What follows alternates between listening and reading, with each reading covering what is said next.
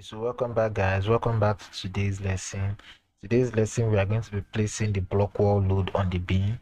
So when I mean the block wall load on the beams, I mean this particular block was given to us by the architects. Okay.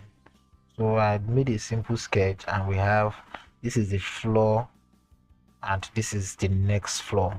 So under this floor we have a beam. So if we assume our floor depth of 175, our slab is 175, and our beam from the top of the slab down here is 450.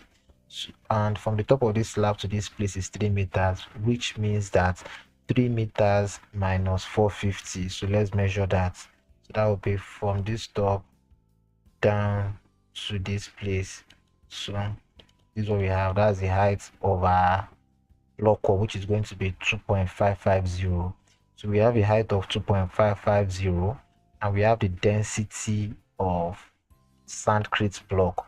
So density of sandcrete block is about 15 kilonewton per meter cube, which is going to give us 15 kilonewton per meter cube times 2.55 times the width of the block, which is 0.23.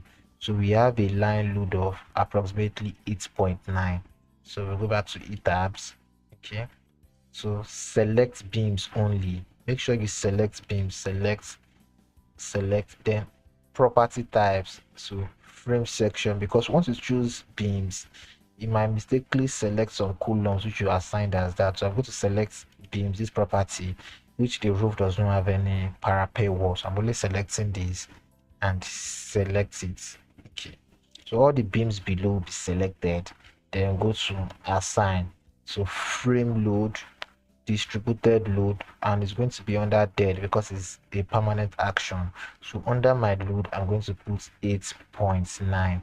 So you click OK, and we see our loads on it. Okay, so you can select any particular beam you want. Select this beam, right click, and you see the load. So 8.9. So in the next video, we are going to be placing the wind load. Okay, so thank you very much for watching today's video. If you have any question, you can always drop it in the comment section. Thank you very much.